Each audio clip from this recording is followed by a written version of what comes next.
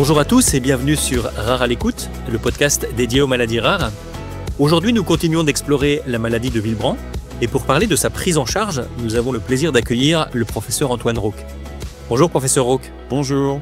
Professeur Rauque, vous êtes PUPH au sein de l'Institut d'hématologie et transfusion au CHU de Lille, clinicien du centre de référence coordonnateur de la maladie de Willebrand et vous faites également partie du groupe de rédacteurs du PNDS sur la maladie de Willebrand.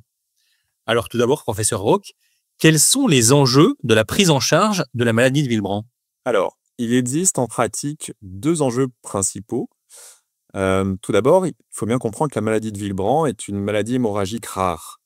Le premier enjeu est donc celui d'une prise en charge par des acteurs médicaux et paramédicaux connaissant bien cette maladie. Et ça va passer par le respect d'une filière de soins spécifique qui maîtrise bien tous les aspects diagnostiques et thérapeutiques propres à la maladie de Willebrand. Le deuxième enjeu tient au fait que la maladie de Willebrand est une maladie hémorragique très hétérogène, à la fois sur le plan clinique et biologique. Il y a donc un enjeu d'individualisation de la prise en charge à la sévérité des symptômes hémorragiques. Alors vous l'avez évoqué rapidement, professeur Rauque, quels sont les centres impliqués dans cette prise en charge?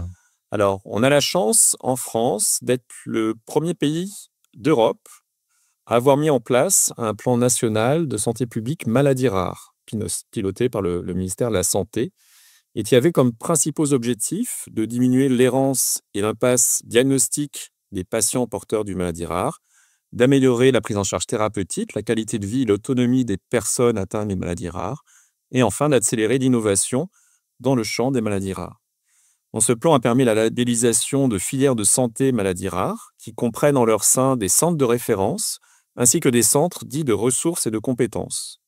En pratique, les centres de référence assurent un rôle d'expertise et de recours pour une maladie rare, comme la maladie de Willebrand, et les centres de compétences sont des centres de proximité qui vont assurer la prise en charge et le suivi des patients à proximité de leur domicile sur l'ensemble du territoire français.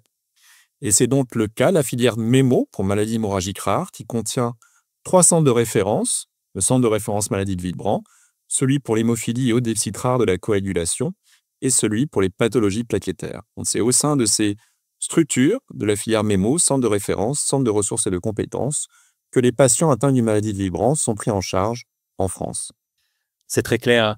Et concrètement, professeur Rauque, quelle prise en charge proposée aux patients qui sont touchés par une maladie de Willebrand? Alors, en ce qui concerne les modalités de traitement, on peut distinguer très schématiquement deux grands types de prise en charge. Soit on traite les patients de façon ponctuelle, à la demande, pour traiter un saignement ou pour prévenir un saignement chez les patients qui vont nécessiter une chirurgie ou chez les femmes qui vont accoucher. C'est de loin le cas de figure le plus fréquent. L'autre cas de figure consiste à traiter les patients de façon préventive. On va parler dans notre jargon médical de prophylaxie. L'objectif de la prophylaxie va être de diminuer la fréquence des épisodes hémorragiques et leur sévérité.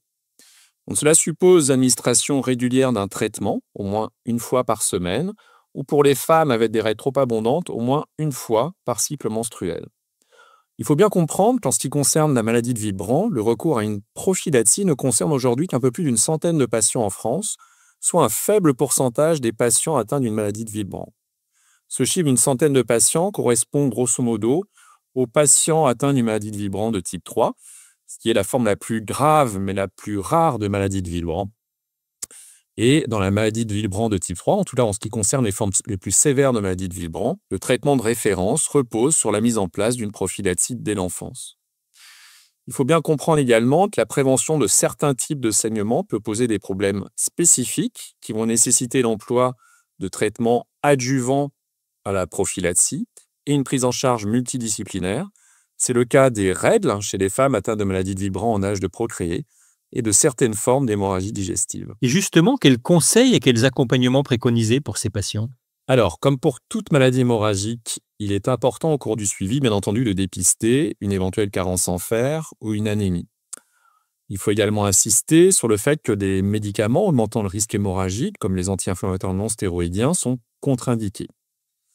Enfin, les vaccinations peuvent et même doivent être réalisées selon le calendrier vaccinal, mais un point de compression prolongé doit être réalisé à minima au site d'injection. Et enfin, reste la question de la pratique des activités physiques et sportives, qui n'est pas forcément contre-indiquée, Cela va dépendre en pratique de la sévérité de la maladie de Willebrand, du sport en question, et ceci doit faire l'objet d'une évaluation au cas par cas. Et ensuite, quel suivi proposer aux patients? Alors, en ce qui concerne la maladie de Willebrand, il faut bien comprendre que le suivi doit être individualisé en fonction de la sévérité clinique. Donc, on a déjà parlé de la maladie de Willebrand de type 3, la forme la plus rare et la plus grave, avec finalement un phénotype hémorragique sévère qui est relativement homogène d'un patient à l'autre. Il faut bien comprendre que des hémorragies modérées à sévères peuvent également survenir dans un contexte de maladie de Willebrand de type 1 ou de type 2. Cependant, contrairement à la maladie de Willebrand de type 3, dans ces autres formes de maladie de Willebrand, il existe une variabilité de la sévérité du profil hémorragique, non seulement d'un patient à l'autre, mais également pour un patient donné au cours de sa vie. C'est pourquoi il est bien important de réévaluer périodiquement la sévérité du phénotype hémorragique lors du suivi d'un patient atteint de maladie de Willebrand, quel que soit le type de maladie de Willebrand sous-jacent. Il est aussi essentiel de bien anticiper les situations à risque hémorragique, comme les chirurgies ou les grossesses, pour que les patients reçoivent un traitement adapté si besoin, et pour éviter également des retards de prise en charge, des décalages d'intervention chirurgicale par exemple. Et pour conclure, professeur Rauque, est-ce qu'il persiste des besoins non couverts et quelles sont les perspectives de recherche dans cette maladie de Willebrand? Alors oui, très clairement, il persiste des besoins non couverts. Donc finalement, on a vu que le recours à la prophylaxie dans la maladie de Willebrand ne concerne qu'une minorité de patients. Ce faible recours à la prophylaxie, il est finalement multifactoriel. D'une part, il provient du fait que la maladie de Willebrand est une maladie hémorragique dont l'expression clinique est très hétérogène. Mais il faut aussi avoir conscience qu'il existe probablement une sous-estimation de la sévérité du phénotype hémorragique et notamment de son retentissement sur la qualité de vie des patients. Enfin, il faut bien comprendre que nous disposons à l'heure actuelle d'un panel d'options thérapeutiques somme toute limitées, notamment en comparaison à l'hémophilie qui a connu une véritable révolution thérapeutique dans la dernière décennie. En effet, les modalités de prise en charge de la maladie de Willebrand n'ont pas beaucoup évolué depuis 20 ans en ce qui concerne les traitements utilisés pour traiter ou prévenir les épisodes hémorragiques.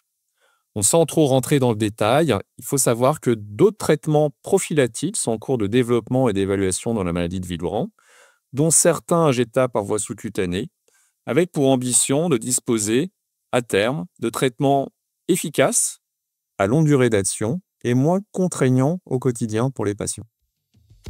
Eh bien, merci infiniment, professeur Rauque, de nous avoir fait mieux connaître cette maladie rare qu'est la maladie de Willebrand. Si vous désirez aller plus loin dans la connaissance de cette pathologie, nous vous donnons rendez-vous sur notre site internet www.rarealecoute.com où de nombreuses informations sont à votre disposition. Nous vous remercions de votre fidélité et nous vous donnons rendez-vous sur la chaîne Rare à l'écoute pour un prochain numéro sur cette maladie rare. À très vite.